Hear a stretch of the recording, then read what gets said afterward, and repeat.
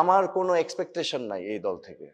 কারণ যতক্ষণ পর্যন্ত ভিতর থেকে এই রিয়ালাইজেশন না আসবে যে আমাদের পচন হয়েছে এবং ওই পচনটাকে কেটে ফেলে দিতে হবে।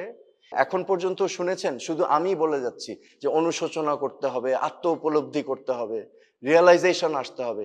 তো আমি যে কিছু করব আমার কোনো আগ্রহ নেই, কারণ এখানে কোনো রিয়ালাইজেশন নাই। মানে আপনি ভালো কিছু দেখছেন না? আমি তো কোনো ভালো কিছু দেখছি না। এটা তো একটা পচন ধরা দল, এখানে তো কেউ বেরিয়ে আসতে পারছে না। এটা একটা পরিবার কেন্দ্রিক দল হয়ে গেছে। বাট একটা দল তো কারো প্রাইভেট প্রপার্টি হতে পারে না। দলের তো একটা নীতি আদর্শ ছিল।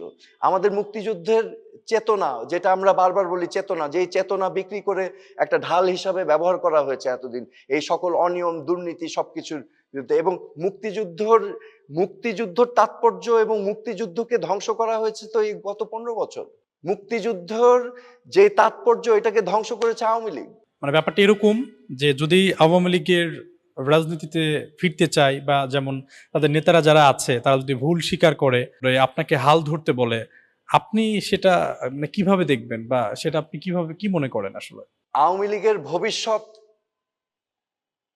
নিশ্চিত করতে হলে বা রাজনীতিতে ফিরে আসতে হলে আবার আত্ম উপলব্ধি এবং আত্মসমালোচনা এবং অনুতপ্ত হতে হবে। That is the start, then everything else.